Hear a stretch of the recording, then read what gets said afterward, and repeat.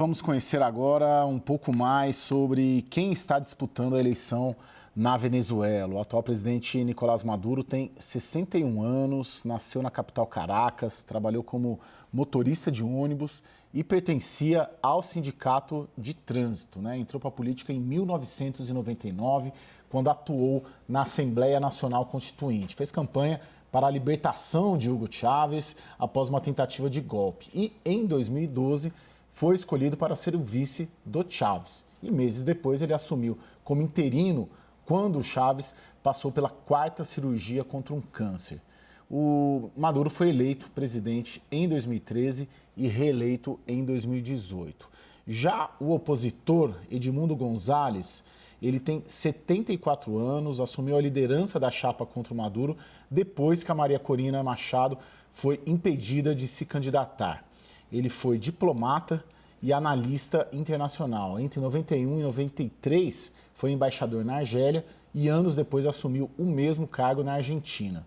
O González era uma figura desconhecida até pouco tempo atrás. Ele disputa o primeiro mandato na votação de domingo. Ricardo, eu tenho a sensação que o Edmundo González foi escolhido a dedo, e você me corrige se eu estiver errado, para negociar, em caso de vitória dele e da oposição, um processo de anistia aos chavistas, aos militares chavistas, ao Nicolás Maduro, né, que tem uma acusação grave de afrontas ali contra direitos humanos, rolando na Corte Penal Internacional. É por aí? Ele foi escolhido justamente para fazer essa negociação de uma anistia ao regime? Possivelmente, e isso em decorrência da própria cassação dos direitos políticos de diversos candidatos reconhecidos na Venezuela, não apenas de Maria Corina Machado, sino de outras pessoas que têm sido expulsadas do país, que têm sido presas, ou que simplesmente não permitem a sua candidatura.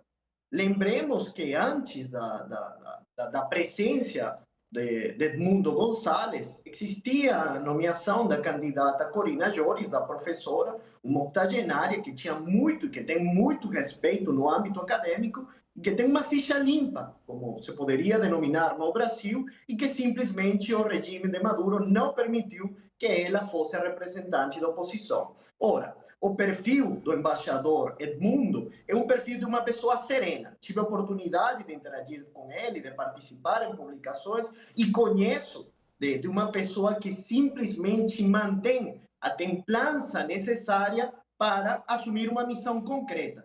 Essa transição de um regime autoritário a um processo de abertura democrática que permite a integração de diversos setores políticos na Venezuela. Bom, o Lorival, tem ali uma união das oposições, mas uma vez eleita, na prática, e eu ouvi muito isso essa semana, né? Você tem várias oposições dentro da oposição. Pegaram o mais diplomático, né? Tanto que é um diplomata, mas você tem a Maria Corina, que é ultraliberal, vamos dizer assim, e defende punição aos chavistas. Por outro lado, você tem outros perfis ali que são mais ligados ao regime. Como a oposição ganhando, essa é uma equação para a oposição e para o presidente amarrar, né, as múltiplas vontades, estratégias e visões do melhor caminho a seguir uma vez eleitos, principalmente no trato e na relação com o chavismo? Nessas 2 décadas de autoritarismo, o que a oposição aprendeu foi a deixar de lado as suas diferenças de visão de políticas públicas, de política econômica e tal, para se unir em torno da ideia de restaurar a democracia na Venezuela. Então, essa é a causa que une a oposição unida, né, que une a plataforma da oposição.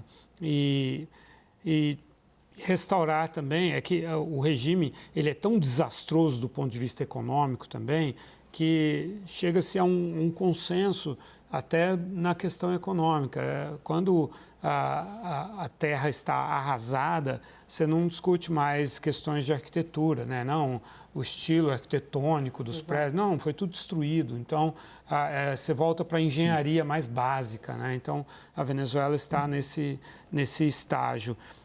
Se houver uma transição democrática, que é um grande C né?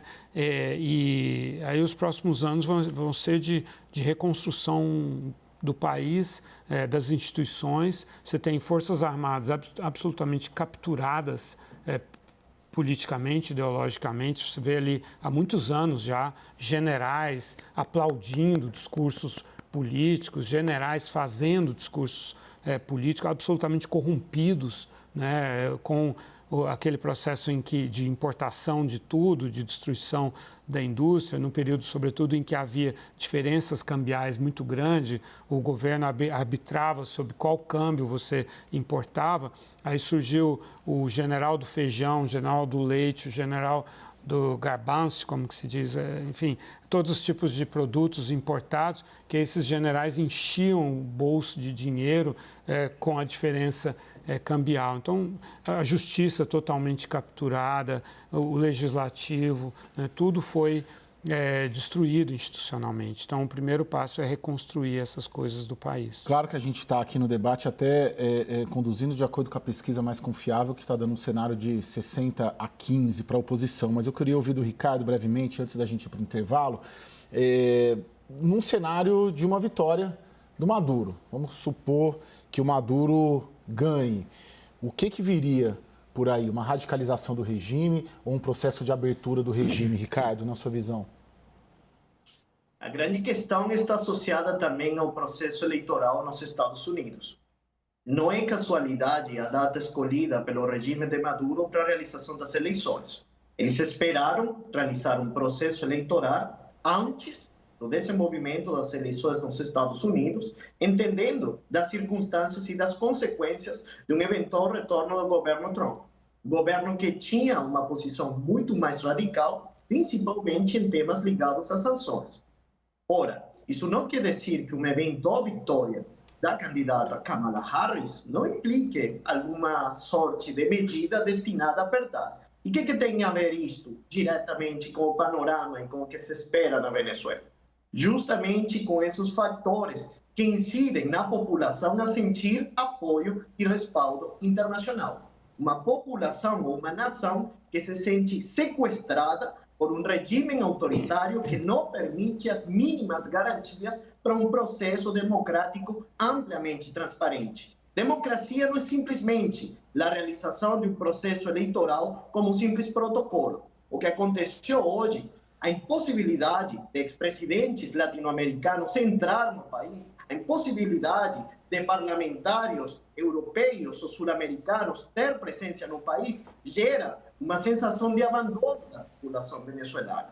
E é aí justamente onde os governos regionais, como o governo do Brasil e o governo da Colômbia, têm manifestado uma posição de respaldo não apenas a um processo político do qual eventualmente pode chegar a compartilhar certas ideias, e sim a uma nação que se sente indefensa pelo sequestro das instituições e pela hegemonia exercida pelo Partido Socialista Unido da Venezuela.